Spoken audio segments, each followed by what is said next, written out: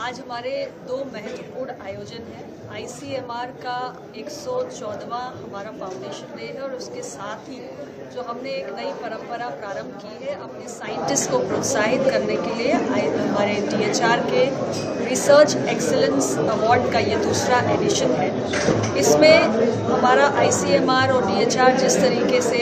Intramural और extramural यानी अपने स्वयं के संस्थानों में और बाहरी संस्थानों में बायोमेडिकल रिसर्च को बढ़ावा देने के लिए निरंतर काम कर रहा है, तो उसमें जो बेहतरीन हमारे साइंटिस्ट ने रिसर्च की है और ख़ास तौर से ऐसी रिसर्च जिसका सोसाइटी पर इम्पैक्ट है, जो रियल लाइफ के सॉल्यूशंस देने में काम आए हैं, ऐसे बहुत सारे साइंटिस्ट और रिसर्चर्स को आज हमने इस एक्सीलेंस समिट में उनको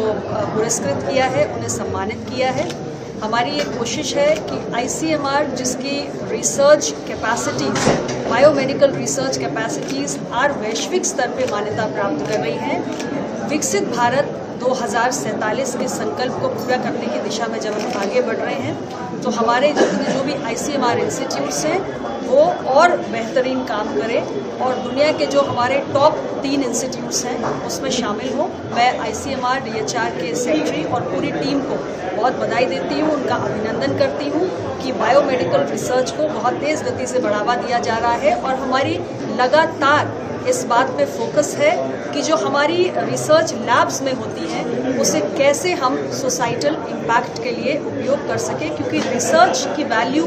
केवल नॉलेज गेन करने तक नहीं है, बल्कि रिसर्च सोसाइटी में आकर हमारी कम्युनिटी को लाभ पहुंचाए, ये इसका उद्देश्य होना चाहिए। और इसके लिए इस बार एक खास पहल की गई है। जितने भी हमारे अवार्ड्स दिए गए हैं उसमें आयरिस स्केल एक नया हमने पैमाना तय किया है, यानी innovation and research impact scale.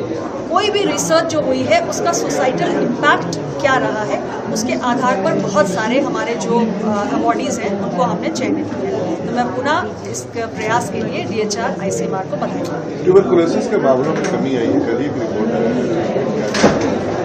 देखिए, ट्यूबरकुलोसिस एलिमिनेशन के प्रति भारत संकल्पित है और आप जानते हैं कि आज वैश्विक प्रयास जो चल रहे हैं उस दृष्टि से भारत के प्रयास बहुत ही